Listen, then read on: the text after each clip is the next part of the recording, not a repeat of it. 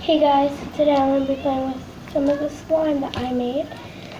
It is my foam slime, and it has little, there's one right there. It has little like foamy things, and the slime is pink. And my sister's really my name, but I was gonna do a video on how to make this, but I went to my friend's house and made it, so I got you guys.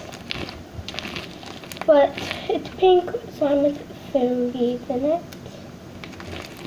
and I'm gonna show you the stuff I can, like the stuff to pass the test. So, bullet swirl.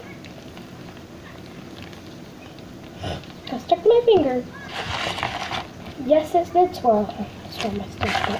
Yes, it did swirl. The next is Will It Crunch.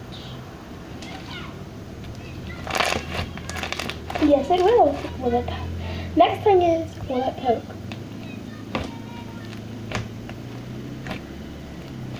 Yes, it will poke. So, yeah, it can poke, and let's see if it can make a bubble. Yes, it can. Yeah, but it's like, it deflated because I had a hole, but I'll try to do it again.